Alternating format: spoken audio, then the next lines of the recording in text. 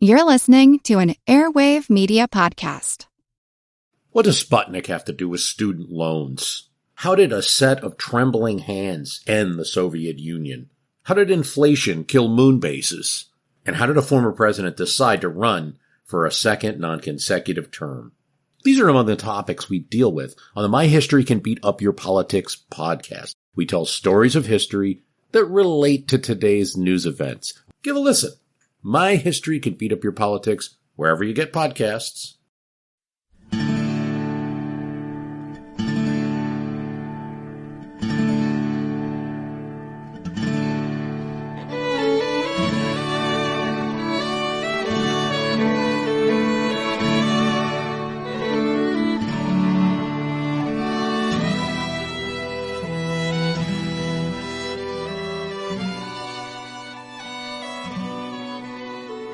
Hey everyone, thanks for tuning in to episode 234 of our Civil War podcast. I'm Rich.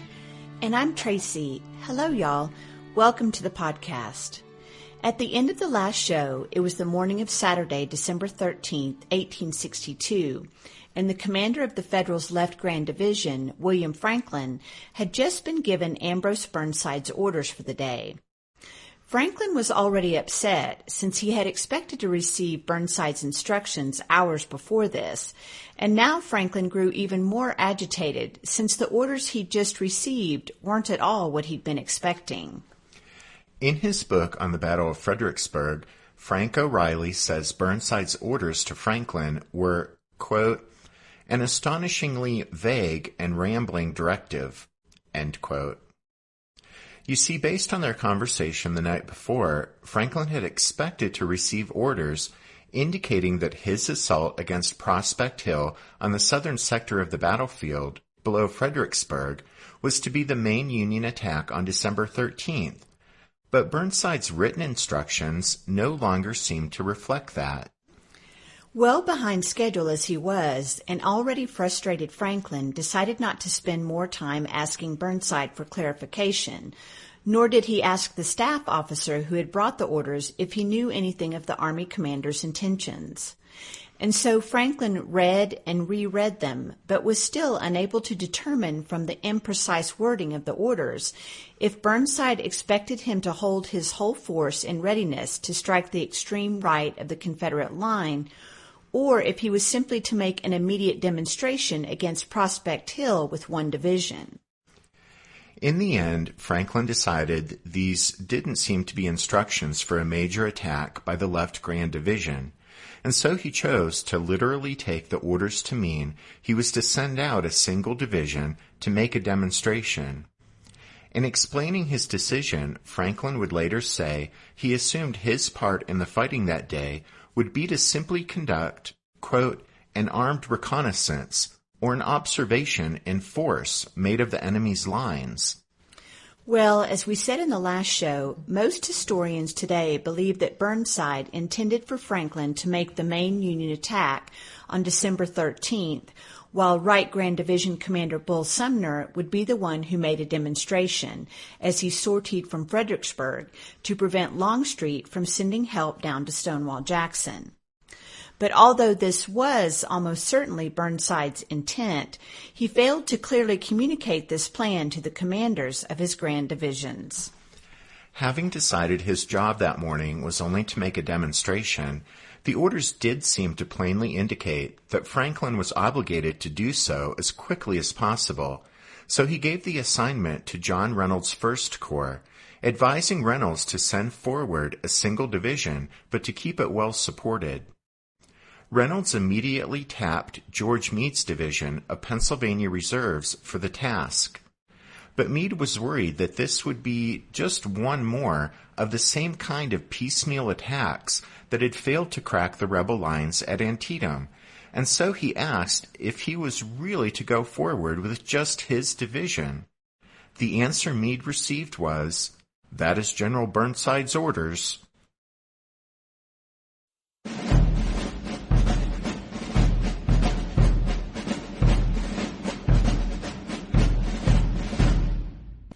John Reynolds' First Corps held the extreme left of the Army of the Potomac on the morning of December 13th. Reynolds, a Pennsylvanian, was well on his way to being one of the Army's rising stars. The 3 divisions that made up Reynolds' corps were positioned with John Gibbon's division to the front, about 3/4 of a mile from the Confederate line manned by A.P. Hill's troops. Gibbon had been born near Philadelphia, but had spent his formative years in North Carolina. A West Point graduate and regular Army officer at the time of the outbreak of the Civil War, Gibbon had chosen to remain loyal to the Union. 3 of his brothers, though, had gone with the Confederacy and were serving in the Army of Northern Virginia here at the Battle of Fredericksburg. Reynolds' other 2 divisions, led by Abner Doubleday and George Meade, were formed up behind Gibbon. Doubleday had been a regular Army artillery officer serving under Major Robert Anderson at Charleston, South Carolina, when Fort Sumter was fired upon by Confederate forces in April 1861. It was Doubleday, in fact, who fired the first shot from the fort in reply to the rebel bombardment. George Gordon Meade, like his friend and sometimes rival John Reynolds, also hailed from Pennsylvania. He was actually born in Spain, however, where his father, a wealthy Philadelphia merchant, was doing business at the time. Meade attended West Point, graduating in the class of 1835.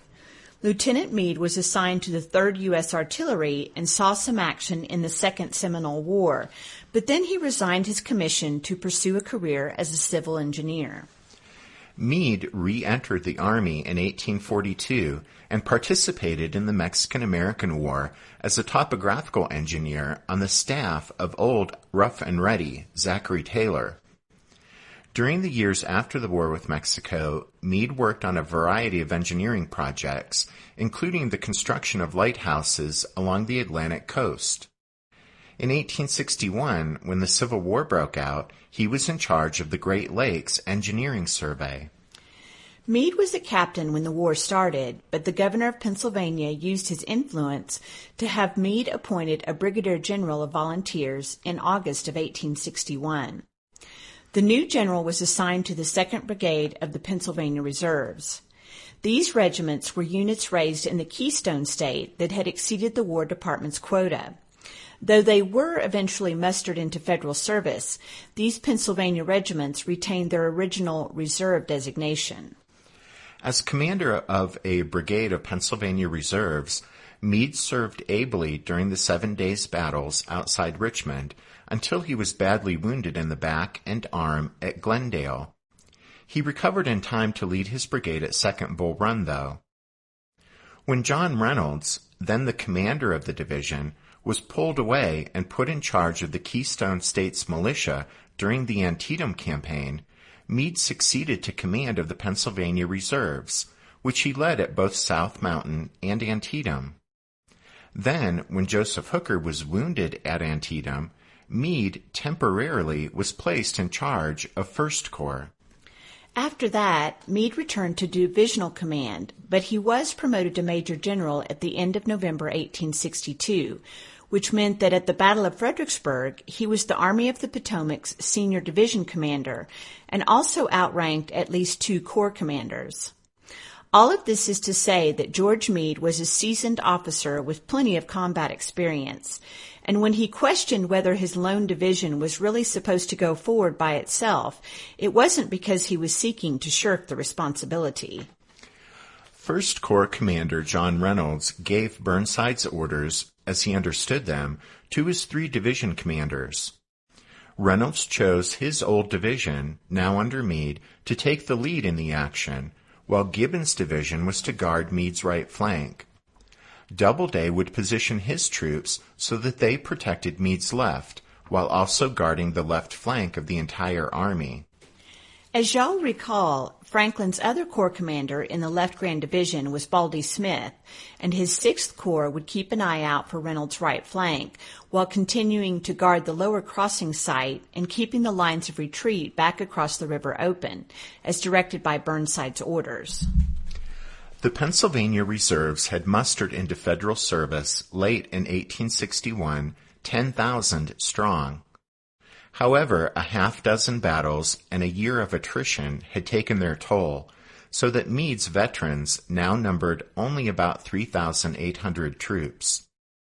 However, 2 new regiments with full ranks had recently joined the division, bringing his strength up to about 4,500 men. As Meade would later recall, he put his troops in motion, quote, immediately on receiving orders. Meade's brigades deployed a quarter-mile south of a property known today as the Slaughter Pen Farm. While Gibbon's and Doubleday's divisions prepared to support them, the Pennsylvanians prepared for action, shedding their knapsacks and excess gear and piling it all up to be retrieved later. Before Meade could begin his advance, though, all heads in the waiting Union ranks suddenly swiveled in the same direction as a single cannon boomed somewhere off to the left. What's something you learned in history class that you feel wasn't the whole truth? Better yet, what's something you didn't learn at all that was omitted completely? That's what I'd like to call redacted history.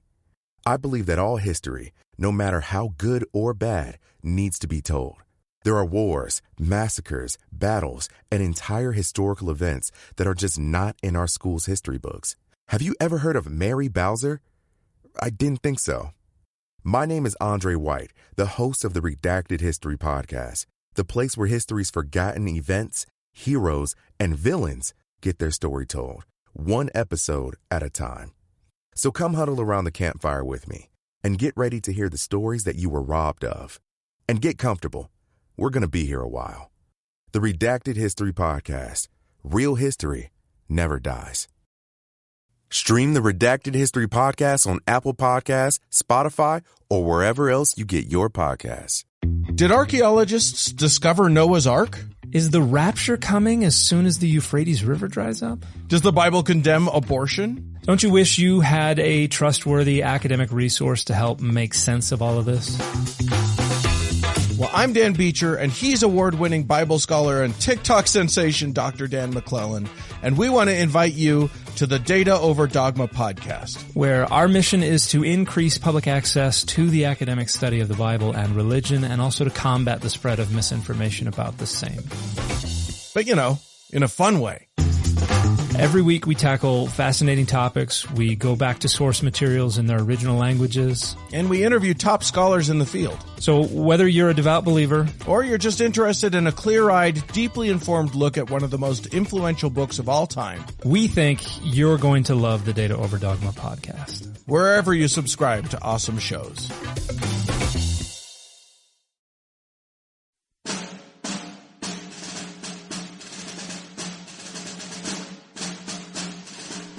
The 13th of December opened with a dense fog enveloping the whole field. A part of our battery crept slowly from Hamilton's Crossing down into the plain toward the river until we came to a cross hedgerow of cedar behind which we noiselessly formed in battery. Beyond the hedge, we could hear the Federal Infantry, Franklin's Corps, maneuvering, distinguishing a medley of voices, but could not see them. Evidently, they were only a few hundred yards distant. The fog commenced to lift between 9 and 10 o'clock and exposed to our view, as we peered through the hedge, a grand spectacle of marshaled soldiery in readiness for the fray, spread out in vast proportions on the level plain in our immediate front. With alertness and yet fearing annihilation at their hands, in such close range of their infantry, we commenced to fire. The unexpected presence of our guns so close to them seemed to paralyze them and throw them into disorder. Instead of rushing for us and overwhelming us with their numbers, they were evidently afraid of us, judging no doubt that we had a strong force concealed behind the hedge, but we were far in advance of any supports, either of cavalry or infantry. Our fire must have been very effective and gave them a wholesome fear of us. Immediately after our first fire, we received the fire of their artillery, showing how ready their guns were for action. The rain of shot and shell upon us was terrific, both from their field batteries at close range and also from their big guns on the north bank of the river, but being so concealed by the hedge, the enemy's gunners shot too high, and so we escaped. We resumed firing after a short rest, but we were soon ordered to limber to the rear, and we fell back under the cover of our guns, which opened from the hill in our rear and left, as the enemy began to advance. Private George W. Shreve, Henry's Virginia Battery, Stewart's Horse Artillery. When thus standing in line, a cannon boomed out on our left at close range. A shot whizzed high in the air, passing over our heads from left to right along the line. Naturally supposing, from the position, 'twas one of our own batteries, we thought the gunners had had too much commissary this morning, and so remarked. Another report, then a third, each time the missile coming lower in the air, when they discovered 'twas the enemy. The order was given, down, when from the force of custom we fell face forward.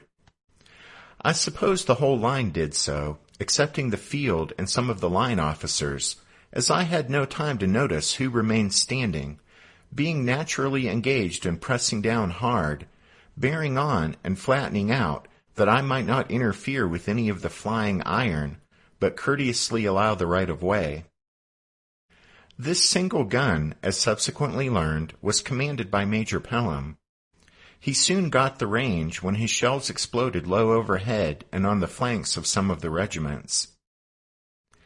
I could now see some of the happenings, for after Major Pelham had introduced himself, got range, and etc., we suddenly became familiar with his manner, and were encouraged, to a certain extent, to raise our heads and look about while he amused himself. Moving his gun slightly to his left, he planted at least 2 solid shot, or unexploded shells, in the prostrate ranks immediately on our front. One fellow was buried by his comrades in about 5 minutes after being killed. Corporal Bates Alexander, 7th Pennsylvania Reserves, Magilton's Brigade.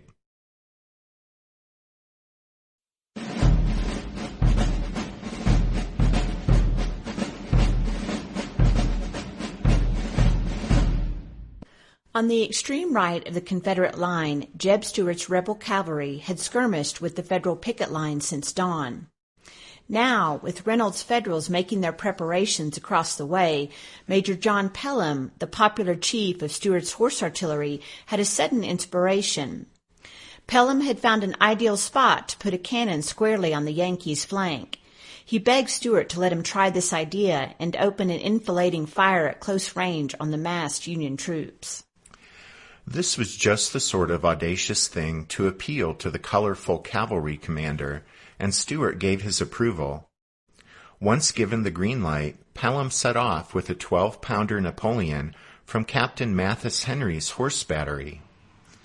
The Virginia cannon crew trotted down a secondary lane to the Bowling Green Road, and Pelham ordered them to drop trail in the southwest corner of the intersection, where he'd found a perfect feature in the terrain for the gun, a slight depression obscured by a line of cedar trees growing along the road. The cannon crew could roll their gun up out of the depression just far enough for the muzzle to peek out from the cedars. Once it was fired, the Napoleon's recoil would roll it back down into the depression, where hidden it could be reloaded for the next shot. That first-hand account I read just a moment ago was from a member of this gun's crew, Private George Shreve. Shreve had enlisted in the spring of 1862 and first saw action at Yorktown during the Peninsula Campaign. He would serve as an artillerist until captured and paroled in the Shenandoah Valley in April 1865. The fog had started to burn off, but the last bits of it still clung to the low ground, like the spot where Pelham had concealed Henry's lone cannon. As the Virginians of the gun crew got everything ready, they could clearly hear Meade's Pennsylvanians nearby, and if they snuck up and peered through the cedars, they could see the Yankees where they had halted just 400 yards away as they prepared to advance against A.P. Hill's line. When Pelham gave the command to open fire, the report from the lone rebel gun broke the morning calm. It was 10 a.m. In Frank O'Reilly's book, he writes, quote, "The Northerners recoiled in surprise, and Captain Henry's artillerists continued to shell the dumbfounded bluecoats as fast as they could load. Confusion marred the alignment of the densely packed Yankees. Pelham's men imagined they saw the Union soldiers fall down, paralyzed with fear. Moments later, Northern artillery wheeled in front and challenged the Confederates. By Pelham's third round, the Union guns returned the fire. Yankee batteries responded from Meade's front and from Stafford Heights across the river. The noise was deafening and the explosions were unnerving, but Pelham suffered no real harm. His single gun and crew proved too elusive for the Yankees to hit. John Pelham was 24 years old in December 1862. He was young, courageous, and impatient enough to go looking for trouble, as he did here when he gathered up this gun crew from Henry's battery and set out to annoy the enemy. Born near Alexandria, Alabama in 1838, he was a natural and gifted horseman. In 1856, he accepted an appointment to West Point, but by 1861, with war looming, he withdrew from the academy a week shy of his graduation to head south and offer his services to the Confederacy. He was commissioned a first lieutenant of artillery, and shortly thereafter, at the First Battle of Manassas, he caught the eye of Jeb Stuart, who authorized the brash young lieutenant to put together a 6-piece battery of horse artillery. Pelham and his men fought well at Second Manassas, Antietam, and other engagements in between.